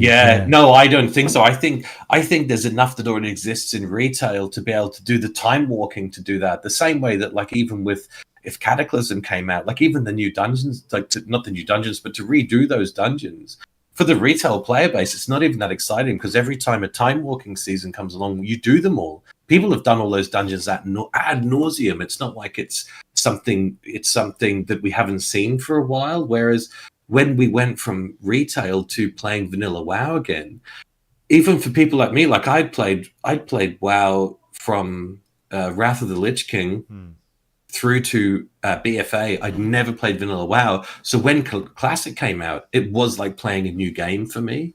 And I think Classic Plus would do that. But I think anything based on like any kind of a retail derivative, I don't think would hit the mark. I agree with you. How about you other guys? I mean, I like my classic graphics. I like my classic feel. I think it'll have to be something new. I agree with that. I think the one thing you need to think about is what do the retail people come back to, which is, your collectibles, your mounts, your achievements and things like that, and see what of that can you preserve while still making the classic people happy with what they get, right? So is that the way to be able to kind of merge them back together? Here we go, boys. Where are we? We've had this suggestion from, sorry, I've only got the first letter of their profile name. N says, what if it's just WoW for Xbox? That's the announcement. Yeah, I don't know about that. I think that's a bridge too far. I think it's interesting to think about the Microsoft money. Like, I mean, I know the deal is already done, but if knowing that deal is almost across the line, do you think the Blizzard team can take a little more risk, do something crazy, knowing that the Bill Gates money is coming later on? That's a possibility, isn't it? I mean, we've said it. So you go, Hunk. What if, just throwing it out there, what if Holly and Chris get out on stage and just beat the living shit out of a PlayStation 5 with baseball bats to announce that the merger has gone through? This is, again, I get the Simpsons moment in. This is like Linda Ronstadt and Barney beating the cardboard cutout of Homer as the Mr. Plow. Precisely. Look, honestly, it's one of those things. I can tell you, we've said it before, I would play the living shit out of WoW on the Xbox. I would sit in bed at night, fire up Classic on my Xbox if I could do Classic, and I'd fucking go hog wild. Mate, we've talked about this, and like low-key, I would pretend to be really mad if they announced a WoW on mobile, but I would play the shit out of that on mobile so much. Would you get an Xbox if they could do it? You could do it on Xbox. I'm not buying an Xbox. What am I made of money? One day we will have WoW Mobile. There's absolutely no doubt. One day you'll be able to play WoW Classic on your phone. I just don't know how far away it'll be. Well, yeah, you're getting Arclight Rumble coming to your mobile soon, Juno. Yeah. Look, it'll probably it's really one of those things. It'll be just like fucking Diablo Immortal, where it's probably a really fucking good game. It's obviously just a mobile game, and it's got a certain economy to it. I mean, people are playing the older GTAs on their phones now, so I think the phone technology. I mean, Christ, the modern iPhone is probably more powerful than most people's PC back in the day. But with the controls and everything, I don't know how it would go. I certainly don't recommend playing hardcore on the phone if that ever happens. Oh, boys, what could it be? All I know is I'm excited by this news. I think it's positive. I think it's something to get us going. I've been screaming. Well, and this is another thing. I've been screaming at the Classic team behind closed doors. I have been making it known to them where I'm like, for God's sakes, please, boys, I love you. Start throwing some teasers out there. Give us, you've given us no news. You're very aware that you've given us no news. It has been an incredibly dry year for a Classic player. Have some fun with us. Do something you guys have never done before and throw these teasers out there. Like, I would be fucking cryptic as shit. Just get something out there. And In all You'd go full Da Vinci Code, right? yeah, fucking oath I would. in all seriousness, go, though, Jim. is it possible that this is actually related to the Microsoft deal? Because wasn't this roughly this time last year that it was like it started, and isn't it like a 12-month thing for it to go through, or is it not exactly 12 months? No, I think their time is basically up. I think it's all but a done deal. I think that Zoran, you Close might know to being more than me. I locked thought it was up, in the but- next month or two. It's like done. Yeah, okay. I just wonder if that tied in, that it's just like, they welcome their new overlords, as the announcement, and that's the hype for the Classic future. Oh, God. Log into World of Warcraft through your Microsoft account. Oh, no. Papa Gates on stage. Here we go. If they put World of Warcraft on Game Pass, that would be pretty great. Well, we've talked about, I think someone mentioned this before. Do you think that, because a lot of people discuss this on the subreddit, I think, and there's the people that say, you're a fucking idiot if you think they'd walk away from the sub money. And then there's the other crowd that goes, you're a fucking idiot if you don't realize how much attention and goodwill Game Pass does for your game. But it's not like WoW needs it. I don't know. What do you reckon? WoW's not the biggest IP that they're acquiring in that merger, right? So I feel like it's a good way. It's like if you wanted to grow your player base, creating that sort of accessibility, like the subscription is a huge barrier to accessibility in new players. Like, fuck, I got to buy the game and then I got to pay $15 a month to play. Like, are you fucking kidding me? Why wouldn't I just go play any number of virtually identical MMOs that are free for the first whatever levels and things like this? So putting it on Game Pass, I don't see it as being I don't know, in terms of the ecosystem where most of their money's coming from microtransactions and things in retail now. It's funny when you say it like that, isn't it? Like, it really is an outdated financial model, isn't it? But we're so used to it. I don't think anything about that. But if Call of Duty or something else started charging $15 a month, people would riot in the streets. But realistically, we are talking about a concrete, proven to work economic model for this game that's gone for 20 years that at the end of the day, you're asking Microsoft to walk. I mean, and don't get me wrong, I'm saying like Game Pass might be that good that you do consider this, but you're still asking them to walk away from 3 million people paying you a guaranteed 15 to 20 bucks a month, depending on where you are in the world. You know what I mean? That's a lot of fucking dollary doos to walk away from. Cheddar. Yeah, true. Well, I think the people that were called out, it was Holly and Chris, right? In the announcement, like they wouldn't be the ones announcing anything generic for Activision. No, Blizzard, right? that would be Activision Ibarra. Blizzard. That'd be So- faceless Mikey Barra, in my opinion. Right. So I think it's got to be Kotick. WoW centered, right? And that's what we're expecting. So Mm. I want to shoot you guys down of the No, ideas. no, but- you're Oh, right. no, that's you're a right, great you're right. point. Running That's a in great that. point. Like realistic, like it doesn't necessarily have to be WoW centric, as we said. Like Chris Metzen was a designer on StarCraft. I mean, they could be doing. Well, no, Maybe because StarCraft in Ghosts the is coming tweet he back. said Warcraft. Yeah. Oh, More dude. exciting. Yeah, he said I'm said- so excited for the future right, of the he did, Warcraft didn't he? franchise. Yeah. Maybe that was just a bait. Yeah, he meant to say StarCraft. Is that what you're saying? Yeah. It was a Actually, that's what I'm typo. saying. Yeah. More That's- excited about that's WoW's right. future than ever before. Yeah. I mean, that does sound pretty big, to be honest, guys, doesn't it? They're skipping Yeah. StarCraft 3 and Classic going straight to Plus, baby. 4. Yeah. Oh, Maybe dear. Warcraft and StarCraft are merging into one universe. World of Star Warcraft. Retail, I can't keep up with the retail cadence of their expansions. Are retail due? They're not due another expansion this year, are they? That'll be next year. No, won't they're it? due the announcement. Oh, so they'll Yeah. do the announcement Yeah, for whatever yeah, it yeah. is. Yeah, okay. So, and that would come next year. Yeah, Dragonflight's been around for. When did Dragonflight come out? End of last year. Was it? Has it? God, it hasn't. God, it It's been a feels year. longer. You should know. You bought it. Yeah, but I swear I bought it like 18 months ago, but it hasn't been that long. Yeah. How much of that have you played now? Oh, very little. I've barely touched Dragonflight. I loved it for the first 2 weeks, and I just stopped I playing for no remember. reason. I still think with retail, even though with the little bit, and I'm not a full retail player, I'm willing to tank the retail hate from people. But it seems to me that with retail, even after Shadowlands, where they tried, Shadowlands, where they tried to sort a bunch of this out, it still feels like it's too many things tacked together. It's like a house that has just been like renovated too many times, and people have added an extension on, they've added this on, they've added that on. You get a point that you've just got to fucking bulldoze it and start again. And I really think that that's where WoW retail is. You got to.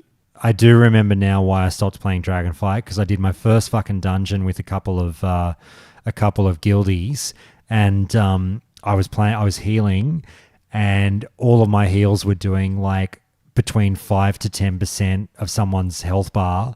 And I was like, I've never spammed buttons so hard in my life to try to fucking get something done.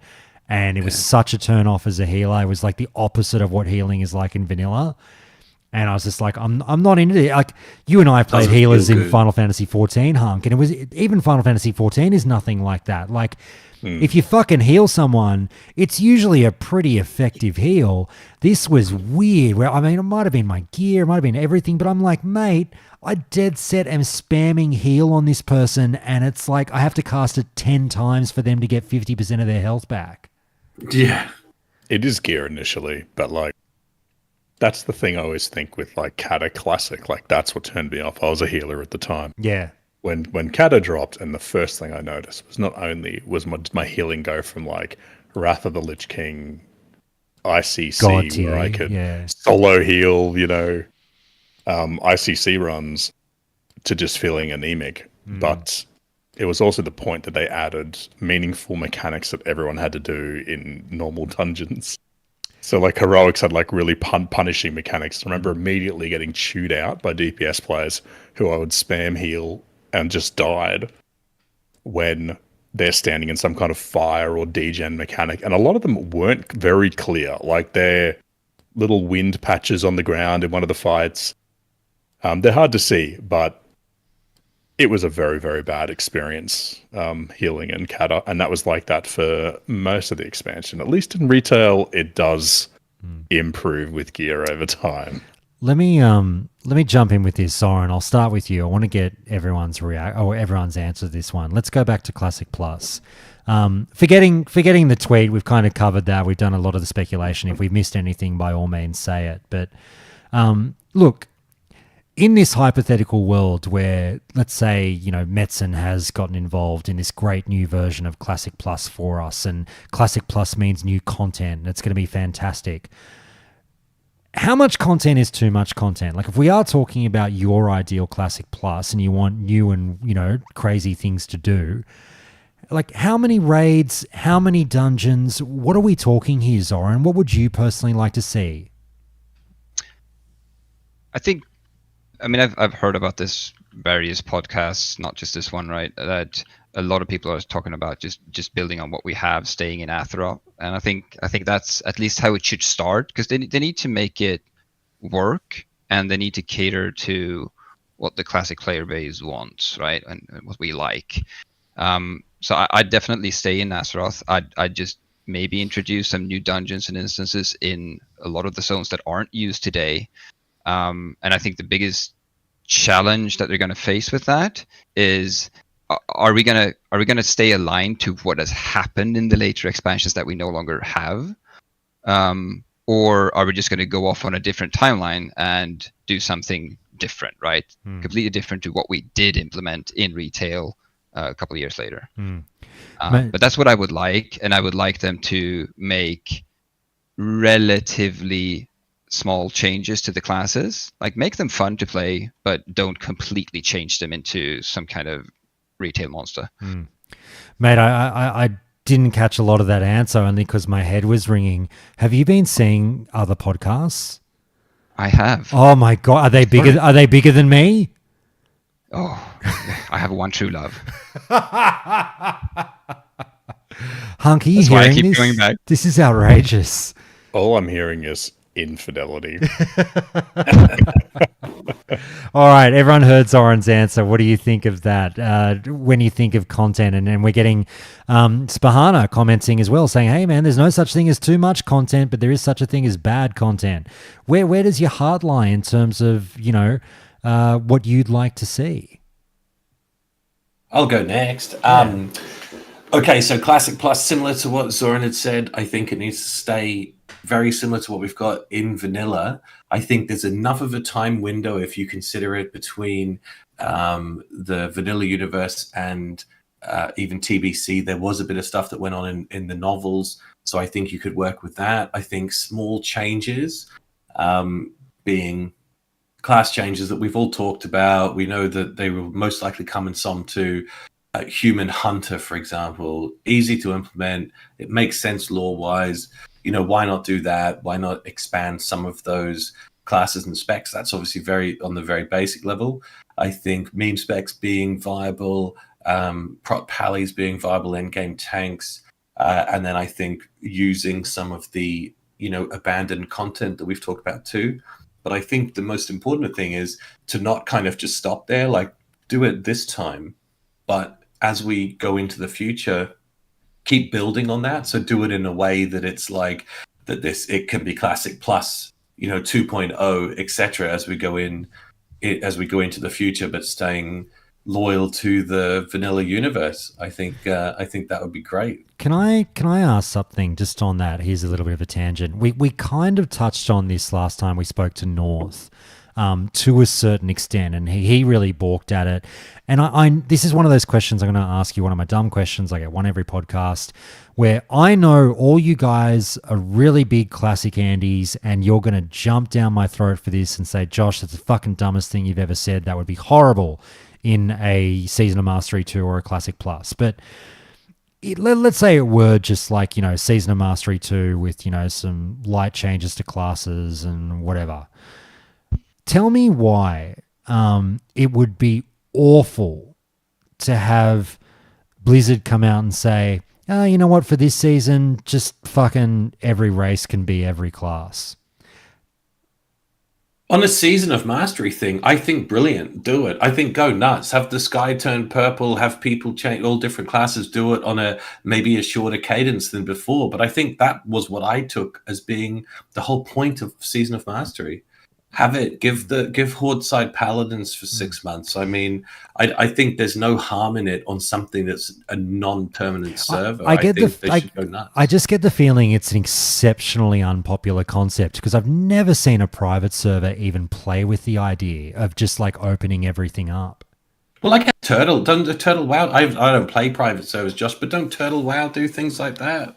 They might have. I think they have a couple of extra race and class combos, but I've never seen a server that's just been like open slather. Yeah, I don't know. I think on a short-term server, I think you can go nuts with those things for sure. Being non-permanent, people seem to enjoy event stuff. Like people always enjoy when I remember in when we played Classic the first time, like when those. The gates of AQ40, and people always had fond memories of like the Plague event from back in the day and everything. I don't know. I think a bit of craziness could be fun on a seasonal thing when you still have you've got the pure untouched classic realms. We're going to have hardcore. So I think maybe with some, if we don't have a really viable classic plus, then make some 2 like a bit of a crazy experiment. Maybe, I don't know. What do you other guys reckon? Am I insane? Undead Hunter, Tauren Priest. You know my thoughts on that. No classes, no talent. Yeah, that's right. Just everything for everyone.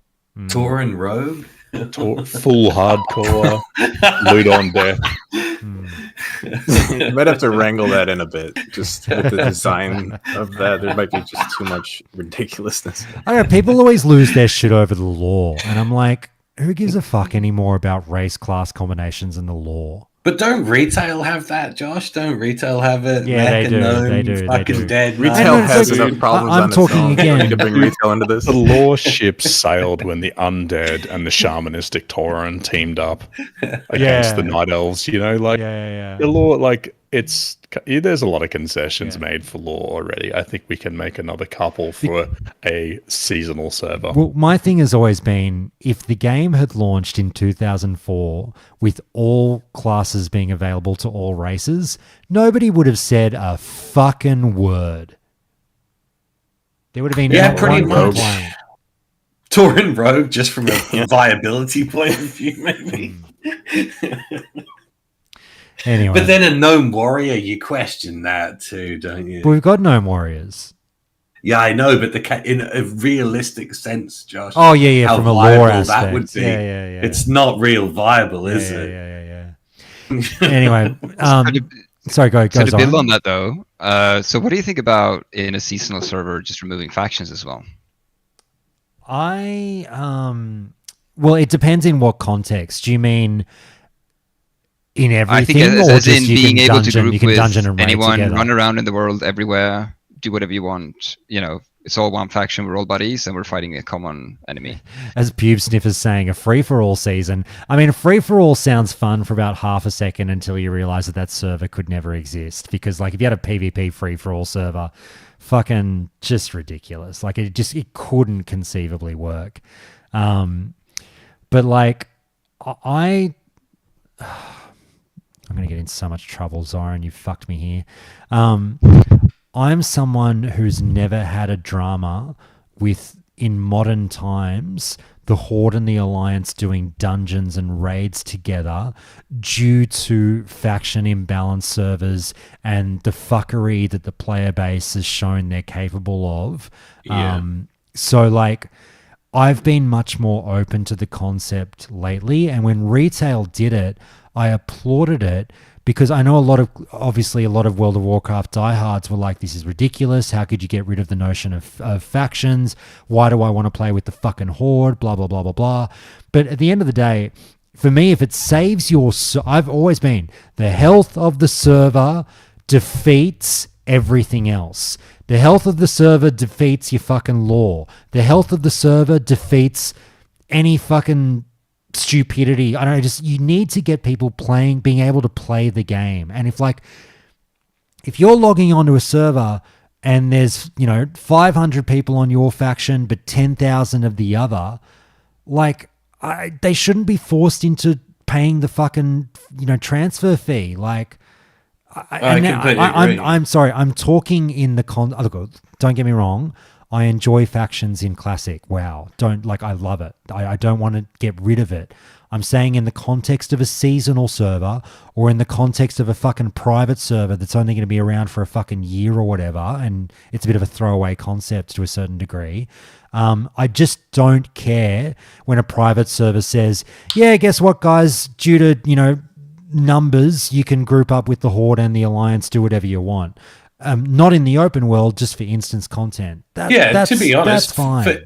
For instance content in a really imbalanced server, I don't see the issue with it. I think it would bring life to those. Obviously, there is that tribalism we have in WoW, especially with PvP, that people don't want to do it. But it means Star Wars, like Star Wars: The Old Republic, have done it for a long time, and they've had it where you can group up for instant content PvE and for PvP. In the PvP setting, those the PvP matches are framed sort of like as training exercises where you still die and respawn, but it's done in the way that it's a training exercise, so it sort of makes sense that people would be together. But it just can breathe life into those completely imbalanced servers where I've had it in the Classic launch where on an Alliance Heavy server we had instant PvP. Oh, sorry, the other way around. A Horde Heavy server where we had instant PvP pops and they had a 40-minute wait on the other side. I mean, it just doesn't seem fair, does it? All right, let me ask this. Sorry, go Hunk. I was just going to say, it used to be the case when they originally remember there was the incentives for turning on war mode in retail. That was a 25% increased experience gain. And then, so if you played in Australia on the Frostmourne server, you would get the 25% experience boost because you're in that battle. I can't remember what battle group it was with some of the US servers, but you would get put onto the Australian server to level where the Australian community outnumbered the Horde. It was about 70-30.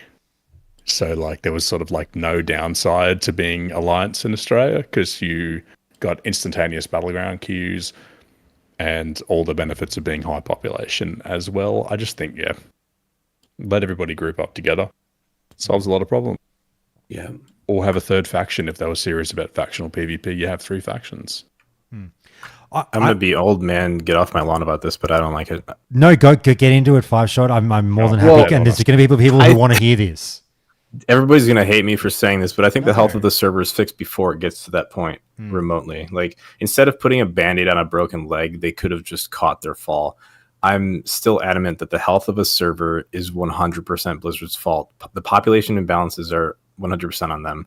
They can see a domino effect happening, and they do nothing about it. In fact, they are making it worse by offering free transfers off of dead realms onto these mega realms that are 100% Alliance or 100% Horde. They could have fixed this. They could have, once the population gets 60-40 on a realm, they could just stop transfers off from the 40% or at least not to the 60%. No, I agree, and I've been really critical of them in the past. My weird thing in the show has always been my only slight disagreement with you there, 5-shot, and I won't get bogged down in this, but I've been a 90-10 guy where I say it's 90% Blizzard's fault and 10% the hive mind of the player base kind of moving around looking for greener pastures. But I completely understand where you're coming from, but I don't want to sort of talk about it too much because I'm really not it's not something I'm dying for, but I've always just been I don't know, if they thought about it, it never really bothered me that much personally. The way I see it is that Blizzard, I completely agree with what 5-shot said, Blizzard do allow this environment to exist. They completely do. They could have fixed server issues in the past, they could have managed them, but they don't, and they probably won't. So I think if they wanted to have a more hands-off approach where they don't need to have anything, I think something like what we had described might be a viable kind of lazy solution for them. So that's where I'm at with it. But yeah, it could be fixed in a number of other ways. I think go Zoran.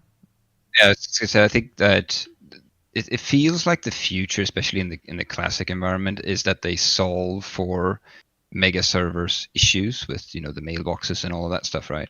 And actually make that work. And when we talk about potentially removing factions here, and Hank was on to that as well, that it removes all the problems, right? They can circumvent the issue rather than having to do some of these forced balancing, because I don't think it's ever going to solve the problem for everyone. I'll start to wrap this one up, boys, but we might leave it there. Any final thoughts from any of you before I let you all go on this one? I think it'd be kind of cool to get all of our ambitious predictions for BlizzCon. Absolutely. You start us off, 5-shot. Okay. So it's because it's a return to a physical convention, 20th anniversary coming up. I think it's going to be huge. My ambitious predictions are retail, new reset / alternate timeline game where it's a brand new game. Classic Season of Mastery 2 announcement for February. That's going to last a year. Classic Lich King Phase 4 trailer for December, and Lich King Era Realms on a yearly reset.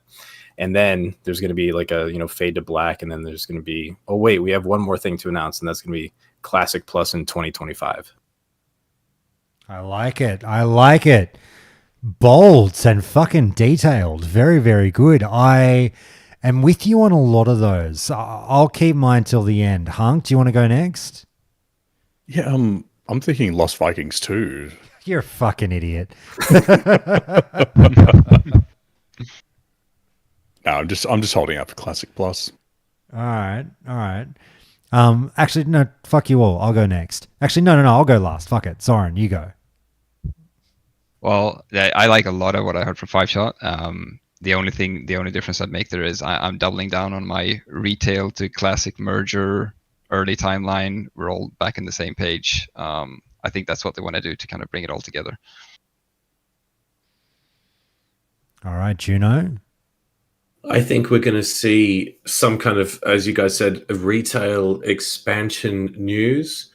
Don't know how spicy that'll be. I think we're going to see a Cataclysm announcement. Not interested. I think we will see SOM 2 / Classic Plus announcement for Q1 24. I'm considering SOM 2 and Classic Plus to be the same thing. I don't think they'll be two separate entities. And I think we will have some, I know it's early, but I think we will have some hardcore news being like a patch for a hardcore, maybe solo self-found or something else that'll be interesting for the hardcore crew as well. All right, here's my prediction. Actually, just before, I'm going to slightly borrow. We've got in YouTube chat Dejo Blue, who's just said the following that I actually really like. I want to get your guys' thoughts on this. We almost went there when we talked about Xbox before, but I don't think anyone threw this one out there. What do you think of this? What if I disagree? He's saying retail will go free to play. I disagree with that part of it. I wouldn't predict that, but I love this part where it's like, what if a subscription to Game Pass got you the classic subscription? So like, let me think. I don't know. I feel like there's something there. Because that's not. You can still be basically, if you're subbed to Classic, you get Xbox Game. Well, maybe that doesn't make sense. Actually, that's. I think it would have made sense when Classic wasn't being developed at all. Yeah, and it was kind of just like that one kind of lower tier thing. But the fact that they're still doing stuff with Classic, I think it's kind of, and maybe even more. I think we're still going to be paying. Yeah, I think it would have worked a couple of years ago though. Because I'm just trying to think if you say to, because one of them is effectively free. So if you're saying to Classic players, hey, like sign up for a Classic sub. Sign up for Xbox Game Pass and you get a Classic sub. Yeah, cool. Okay, I get free WoW. I don't know. Yeah, that's true. That could happen, actually, though. That could happen if someone wasn't already. Oh, but then you could be losing someone who was a sub. Yeah, that's true. No, but then how much crossover do you reckon there is? I reckon there might be a little bit to that. Like if they take away the WoW sub and say if you want to play WoW, you've got to sign up for Game Pass. And now Pube Sniffer says Game Pass isn't available in Oh, his country, so fucking that would torpedo him too. Sorry, pube sniffer, mate. You gotta go back to sniffing more pubes. No. All right, Josh, what's yours? All right, here are my predictions. Okay, saddle up. I am of the belief that Season of Mastery 2 is not a thing. Season of Mastery 2 has been either shelved or was never a thing because it's not a seasonal server. We are getting... basically, we're getting Classic Plus / Vanilla 2. We are getting some form of a Vanilla 2.0-ish game that we can either call Classic Plus or Vanilla 2. Shobek sold me a lot the other day, and he was like, dude, it's not SOM 2, it's Vanilla 2. And I was like, yeah, and I know that's basically Classic Plus, but like this Metzen thing is like, maybe there's so much more meat on the bones than just simple new dungeons, new raids. Maybe they've really gone balls to the wall on this thing. So I think that it'll be like basically what's the fucking thing? Classic Plus in late 2024. That's my prediction, right? I think they'll just do a regular retail expansion, whatever. Like, here's your next retail thing. It's called this, whatever. I think that we will get some form of an Xbox, some form of a Microsoft-esque announcement, whether it's WoW on Xbox or something. They're going to bring that in somehow for sure. Like WoW coming to Xbox in late 2024, sure, why not? Yeah. You'll get the survival game. You'll get your Arclight Rumble. I just, I think that's it. What have I missed? Chatter? But did you say? Oh, yes. Sorry. Oh God, this is the tough one. Do I still think they're doing Cata Classic? In all honesty, I think this changes things. I don't know. Well. Because they love their multiple versions of WoW, and I don't think they necessarily want to wrap up one of those timelines up. So at the moment, we're going to have, like we said, we're going to have Era, Hardcore, Wrath, Retail. That's what we've got right now, right? If they introduce Classic Plus, that would give you five versions. Which, well, you could make the argument that you could say 4 is too many, but you could really make the argument that 5 is too many, and they then kill the Wrath timeline and they don't do Kata, and we're kept with 4. I actually think, wildly, I think that's more likely now. I think they will redirect resources, not do Kata Classic, and do balls to the wall Classic Plus. I think Wrath Era or Wrath ongoing servers is massive cope from the Wrath crew, though. I really do. There you go. I'm off the Kata Classic train officially as of today. I'm dumping. I was saying it was a foregone conclusion, but now this tweet has changed everything. I'm off the train. I'm still there. I think Kata's coming, Josh. All right. Sorry, just one last thing. The other thing, Juno, is just that I don't know. They're really getting into this classic thing, and what I mean by that is that the devs, the classic team, have really been getting into this. Like, hey man, we know that the classic players kind of just like vanilla. And when you go that extra step to Kata, even though I know everyone's going to go, Josh, it's free money, you fucking idiot. Of course they're going to do it.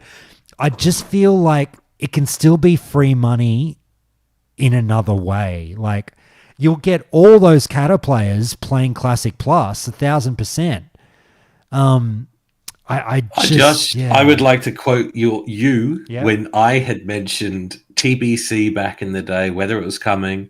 And I was a TBC doomer. I didn't think it was coming.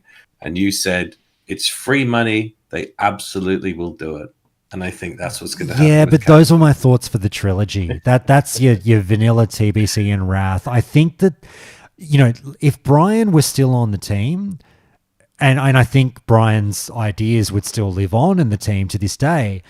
And if I was interviewing him at BlizzCon this November, I wouldn't be shocked if we were dealing with a world where we didn't get Kata Classic and he was saying, yeah, we just felt it was a fringe too far for Classic players. Like, you guys all kind of talked about the trilogy and that's what you wanted and that's what you kind of kept asking for over the years. So we're going to call it quits here and we're going to throw you back into vanilla.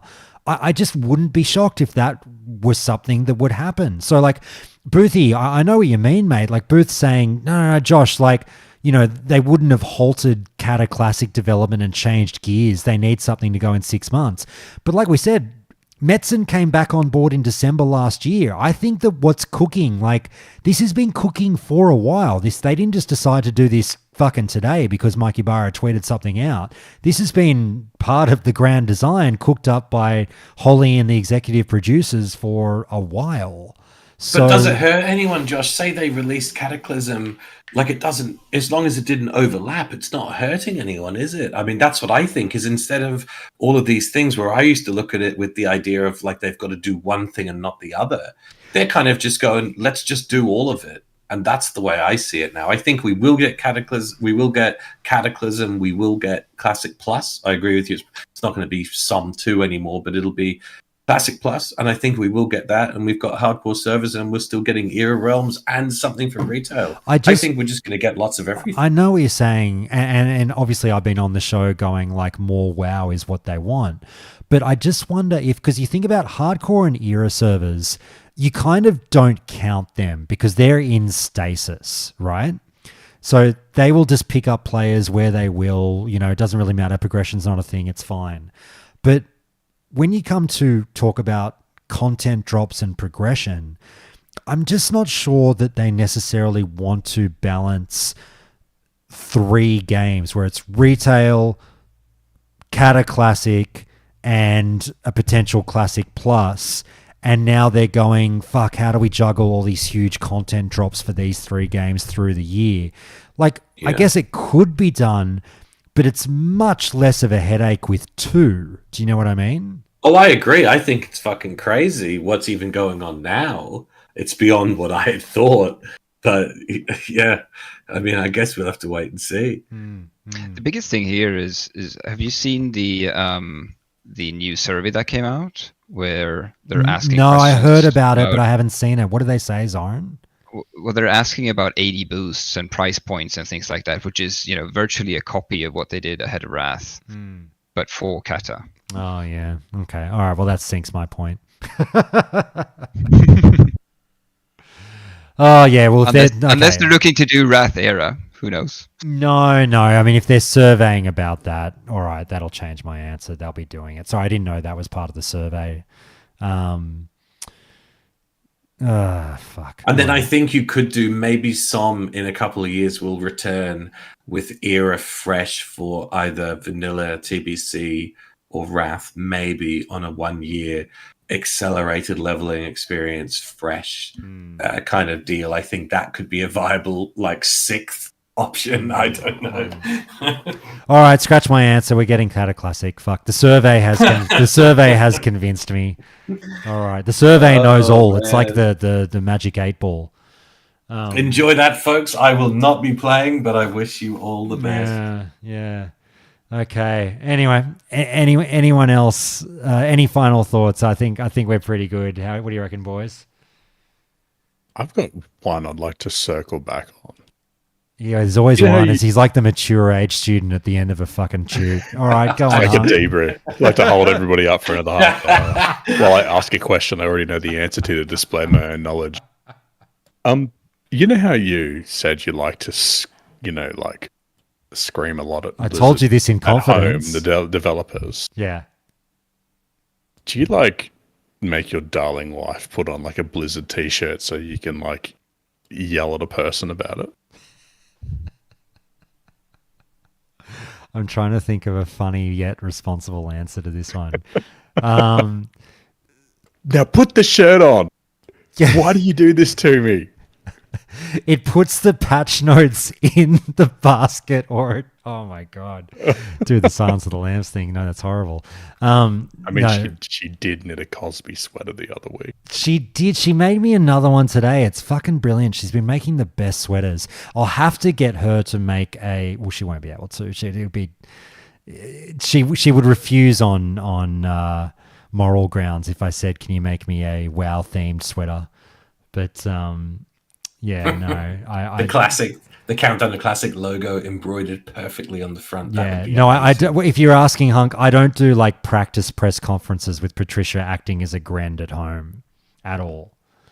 Ooh, that's kind of weird. You'd be like, That Talk sounds of like friends. Countdown to Dark for me. Yeah, yeah, And by exactly. all accounts, exactly. you save all of your rage for your PvP, world PvP encounters too, Josh. I just berate her as she stands at a podium. Mr. Agren, one more question, please, sir. But yeah, boys, we'll call it there. Thank you so much. This has been a lot of fun. That I was do good. appreciate you jumping in like this. Anyone got anything to plug? I don't. Juno, you might. Oh, I mean, yeah, People of Azeroth podcast haven't streamed in a while. Podcasted or streamed in a while, and anybody who's looking to play WoW classic hardcore official servers, we've got an all dwarf guild called the Cosmodan Infantry, which is going to be a whole lot of fun. A bit of light RP as well. So get in touch with me if you like for that. But that's it for me. Thanks for having us, Josh. It was great. No, thanks, Juno. 5-shot, mate. Thanks so much. I always appreciate it. Thanks so much. You guys can check out my YouTube channel. Just search 5-shot and WoW in there, and you'll find me. I haven't posted anything since December, but I'll start posting again pretty soon once I get the kickback. But thanks, Josh. That's It's the been a way. pleasure. All good, mate. Zoran, thank you so much. You're the best, mate. I look at that patron list all the time, and you're one of a good number of people that are always supported me, and I love you for it. And you come on the show and contribute as well. I can't thank you enough, mate. Thank you. Oh, thanks for having me. You can find me on the Discord with Josh and everyone else, posting some bad takes. No, posting the best takes. We go to the next person for the bad takes. Hunk. I'm joking, of course. Thank you so much, Sunshine. oh, thanks for having me. Just like to shout out as always. Everybody listening, remember to be good to each other and that there's another person on the other side of the monitor. Don't be a fucking cunt. I was wondering if we were going to get through a whole podcast without a C-bomb, and you saved us. Thank you, Hunk. I know I had to do it right at the end there just to close it out, right? We beat. It's like the buzzer beater, the fucking with the backboard lit up as you sunk the shot before we go. I love it. All right, everyone, we'll catch you later. I'll end the stream and I'll stick around for 2 seconds. See you, stream. Love you all.